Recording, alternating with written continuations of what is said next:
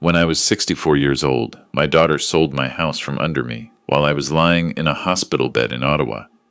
She and her husband packed up their lives, moved across the country to Vancouver, and left me a sealed envelope on the kitchen counter of the house where I had spent 31 years of my life. Inside was $200 in folded 20s and a handwritten note in my daughter's careful cursive. It read, "You'll manage, Dad." 14 years later, my 19-year-old granddaughter typed my name into Google for a sociology assignment on affordable housing pioneers in Canada. The search returned a profile from the Globe and Mail. Ridgecrest founder commits $40 million to senior housing across Ontario. She called me within the hour, crying so hard she could barely form words. By that evening, I had 216 missed calls from a number I hadn't saved in over a decade. Tell me in the comments where you're watching from today. Hit like if you've ever had someone write you off, then watch them scramble when they realized what they threw away. The night of those 200 calls, I was sitting in the study of my condominium on the 38th floor of a tower on King Street West in Toronto. The CN Tower was lit up pale blue outside my windows. I had a glass of rye on the desk in front of me, untouched. My phone was buzzing against the mahogany like something trying to escape. I let it buzz. The first call I had actually answered was from my granddaughter, Zoe. The last time I had held her, she was 5 years old, small enough to fall asleep on my shoulder at the kitchen table in Renfrew, while the parents loaded their car 2 weeks before they disappeared from my life entirely. I had thought about her almost every single day since, watching her age in my mind, wondering whether she'd gotten my stubbornness, whether she knew I existed at all. Grandpa. Her voice was so young and so broken that my throat tightened in a way I hadn't felt since the morning after my heart attack, when I'd woken up in the ICU alone. "I'm here," I said. I didn't know. She kept saying it, her words tumbling out between gasps. "I was doing a research paper on affordable senior housing, and I typed your name and this article came up. The photograph, I almost didn't recognize you. It says you started the company from nothing 14 years ago. It says you were left without a home. Grandpa, what did they do to you?" I didn't raise my voice. I have learned, in the years since they threw me away, that a man doesn't need to shout to be heard. He only needs to be certain. "Your parents made a choice, Zoe," I said, a very deliberate one. I didn't disappear. I survived them. I could hear her crying, the full-body kind that only comes when a person's entire understanding of their own history collapses at once. Before she could say another word, I heard movement on her end, voices, a door, and then the phone shuffled and a new voice came on the line. My daughter. Dad. Her voice had that particular quality I recognized immediately, the breathless scramble underneath forced warmth, the way she always sounded when she needed something. "Dad, oh my God, is it really you? We have been trying to find you for years, I swear." "Put your husband on," I said. There was a brief pause, a murmured exchange, and then my son-in-law came on the line. His voice was lower than I remembered, with a roughness that hadn't been there when he was 38 and charming, shaking my hand at the kitchen table in Renfrew, calling me a great man, and looking at my construction company the way a man looks at an inheritance he's already mentally spending. "Don't hang up," he said. "Please. The company is in serious trouble. We're talking about losing everything. The house in North Van." I pressed end call. I set the phone face down on the mahogany and sat in the silence of my study. Through the windows, a plane blinked slowly across the dark above Lake Ontario. The rye had gone room temperature. I thought about the morning they came to me in the hospital. I had suffered a moderate heart attack in March of that year. Nothing catastrophic, the cardiologist said, but significant enough to require 2 weeks of monitoring and what she called a meaningful reduction in stress. My wife had passed 3 years before that, and I had been running Langford Construction on my own since.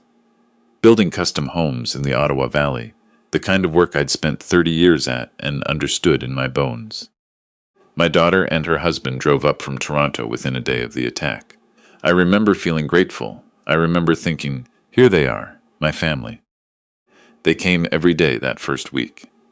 My son-in-law brought coffee from the Tim Hortons near the hospital. My daughter held my hand and talked about how overwhelming it must be to manage everything alone, how much easier things would be if someone else could handle the paperwork while I recovered. She said it all so gently, so reasonably. On the 9th day, she brought documents, a thick envelope spread across my adjustable tray. She told me they were routine bank forms and insurance renewals that couldn't wait. She had a pen already uncapped. I was on blood thinners and a beta blocker that made my hands slow and my thinking thick. I signed where she pointed. I didn't read a single line. What I signed was a general power of attorney, sweeping and immediate, giving my son-in-law full legal authority to act on my behalf in all financial and property matters. I learned later, from the lawyer who helped me understand what had happened, that the documents had been prepared weeks in advance. By the time I took a taxi back to Renfrew after discharge, the house was empty. Not untidy, not mid-pack. Empty. Every piece of furniture, every photograph, every tool in my workshop. The locks had been changed while I was in the hospital. Langford Construction had been transferred and wound down. My RRSP account, 31 years of contributions, had been cashed out. My neighbor, a retired school teacher who'd known me for 20 years, let me sit at her kitchen table while she tried not to cry. On that table was a sealed envelope my daughter had left with her. Inside, $200 in folded 20s, and the note. "You'll manage, Dad." I sat in that kitchen for a long time. Then I borrowed $40 for a bus ticket to Toronto, slept in a shelter on Jarvis Street for 11 days, and started over. I don't mean I had savings somewhere they hadn't found. I mean I was 64 years old with a heart condition and a borrowed coat, sitting in a public library on Yonge Street with a notepad and a pen, writing down every single thing I still knew how to do. I knew how to build. I knew how to look at a piece of land and understand what could go on it. I knew how to talk to tradespeople and city planners. And I knew, because I had watched my wife's parents struggle through it, watched friends begin to navigate it, that there was almost nowhere in Ontario for ordinary retired Canadians to live with dignity at a price that didn't consume everything they had left. I found an investor willing to back a single affordable seniors housing project in Scarborough. I managed the build from a rented room on Dundas. It came in under budget and fully occupied within 3 months of opening. The investor introduced me to 2 others. I incorporated Ridgecrest Senior Housing Development in the 2nd year. By the 5th, we had projects in Barrie, Kingston, and Hamilton. By the time Zoe typed my name into a search engine, Ridgecrest had committed $40 million to senior housing across Ontario and was beginning projects in British Columbia and Nova Scotia. My daughter and son-in-law had no idea. They had moved to North Vancouver.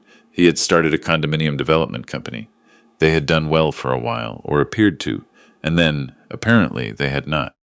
They arrived in Toronto 3 days after the missed calls. I let them come. My daughter's face had hardened in the way that years of anxious pretending does to a person.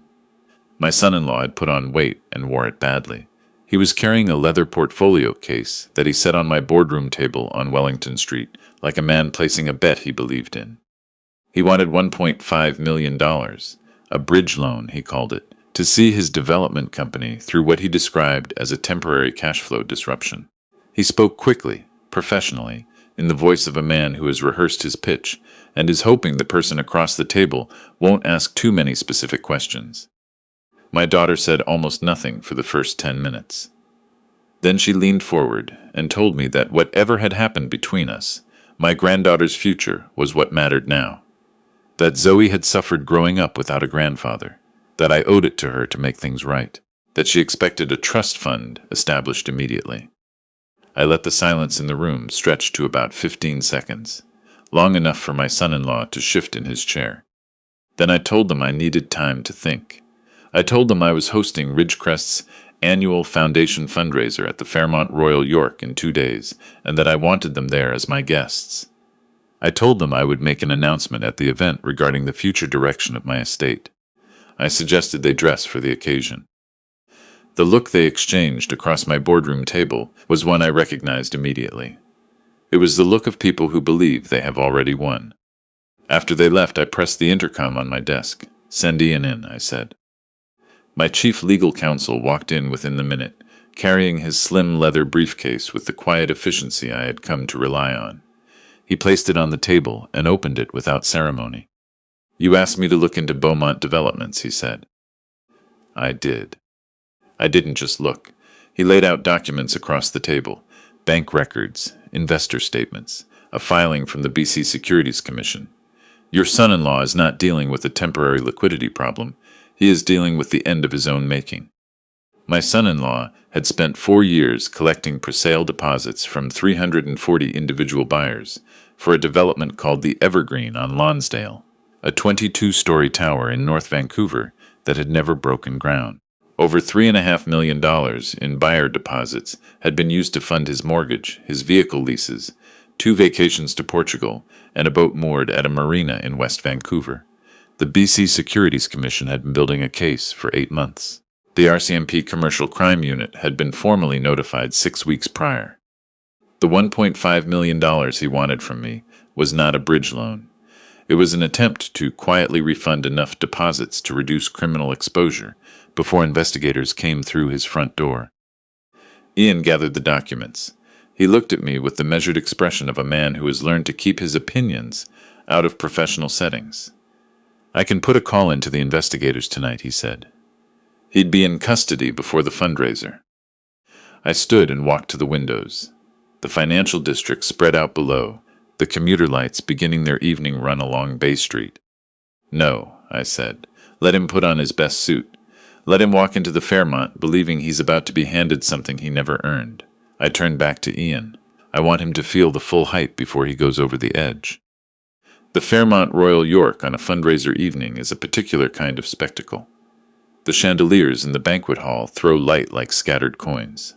The guests run hospitals and pension funds and city planning committees, and they dress accordingly.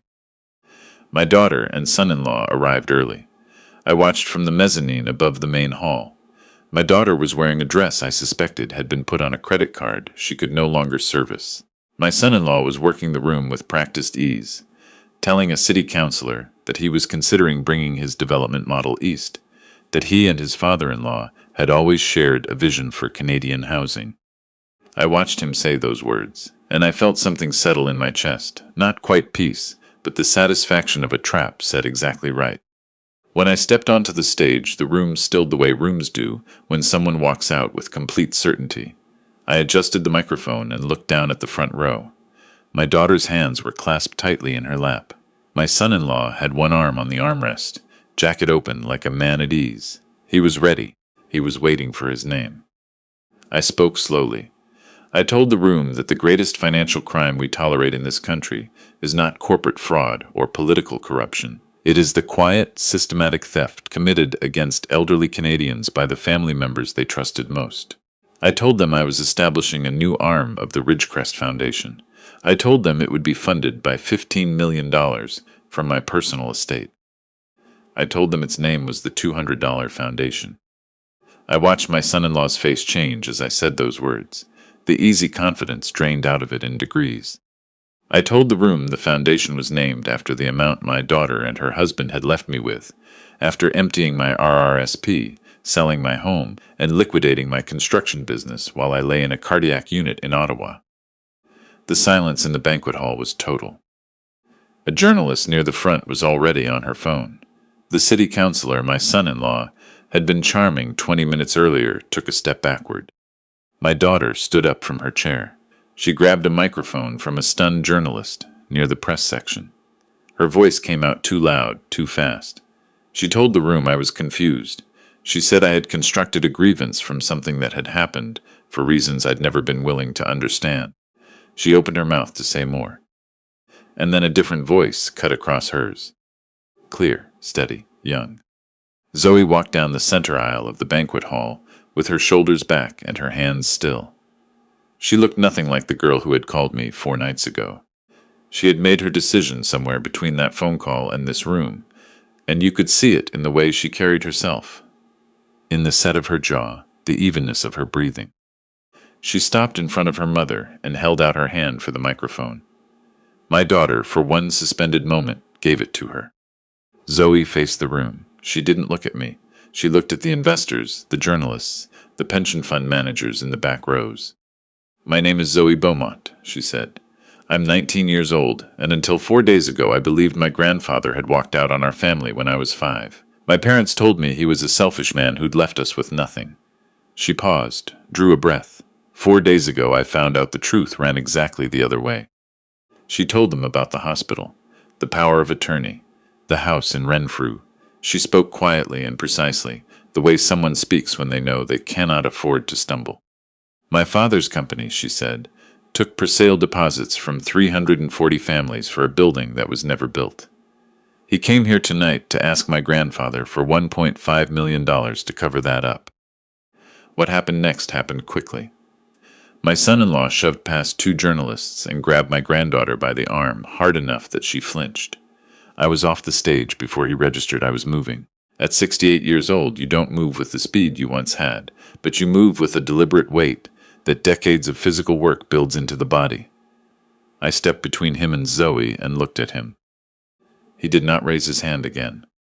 The security team descended, and then through the main doors of the banquet hall, 4 people in dark suits moved against the current of the crowd. The RCMP Commercial Crime Unit does not announce itself dramatically.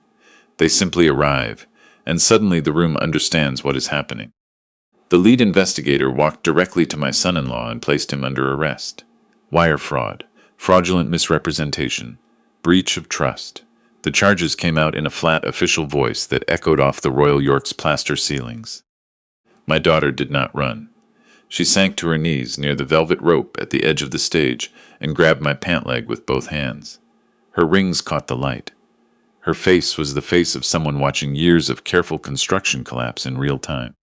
"Dad," she said. "Dad, please. Tell them it's a misunderstanding. You have to help us. We are family. We are your family." I looked down at her. I have thought about that moment many times since. I felt no rage. I felt the particular stillness that comes when a long thing is finally finished. I reached down and removed her hand from my leg. "You'll manage," I said. That's what the note said. I heard her crying as I turned and walked toward where Zoe stood with Ian near the service doors, her arms crossed and her jaw set, watching the investigators do their work. The trial moved efficiently. The evidence was overwhelming, the paper trail meticulous in the way that a man who confuses confidence for caution always leaves it. My son-in-law received 2 years in a federal institution.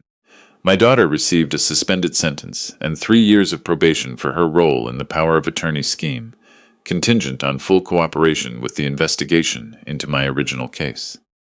I testified without anger and without tears, laying out the timeline and the documentation with the patience of a man who has spent 14 years thinking carefully about exactly how he would do so. The jury took less than 4 hours. I visited my son-in-law once, at the institution outside Abbotsford. He was thinner. The expensive watch was gone. He sat on the other side of the visiting room glass and told me the conditions were hard. His voice moved toward the familiar register, the upward inflection that signals a request. I reached into my jacket pocket and removed my money clip. I counted out 10 $20 bills and slid them through the transaction slot. He stared at the money. $200, I said. That's what you left me. I want you to know exactly what it feels like to hold it. I left without looking back. Zoe started working at the $200 foundation 3 months after the sentencing, 20 hours a week while finishing her degree at the University of Toronto. She files intake documents for elderly clients referred through our legal network. She answers calls. She earns a standard hourly wage, and she manages her rent and her groceries and her student loan payments entirely on her own. She has never asked me for money, not once. She comes to my building on the occasional Sunday, and we sit in the study with the CN Tower outside the window, and she tells me about her week. Last month she described a woman in London, Ontario, who had been tricked out of her home by her own nephew, and how our legal team had secured a court order in time to stop the sale from closing. "That's because of you," Zoe told me. "That's because of $200, I told her. She smiled at that, a real one. I go up to Georgian Bay when the weather allows. There's a dock at a place I rent for a couple of weeks each September, and I sit out there in the early mornings with a rod in the water and nothing on the schedule. The lake sits flat and dark green and entirely indifferent to anything that happens on land. I find that comforting. There is a display case in the lobby of the $200 Foundation's offices on Bloor Street, a locked glass box on a wooden stand near the reception desk. Inside it are 2 folded $20 bills, 6 more, and a single 20. Beside them sits a piece of white paper with handwriting in careful cursive. "You'll manage, Dad." Every person who walks through those doors to ask for help sees it. Every elder law advocate, every forensic accountant, every volunteer who answers the phones walks past it every morning. The note isn't there as a monument to cruelty. It's there as evidence. Evidence that the moment someone writes you off is never the end of anything. That the quiet of a person who has been left alone in an empty house is not the sound of defeat. It is the sound of someone deciding, with perfect clarity, exactly what comes next. You'll manage. You'll find your footing. You'll get back on your feet and build something from the rubble they left you standing in. Or, if you are patient enough, deliberate enough, and willing to wait 14 years for exactly the right moment, you will do considerably more than that.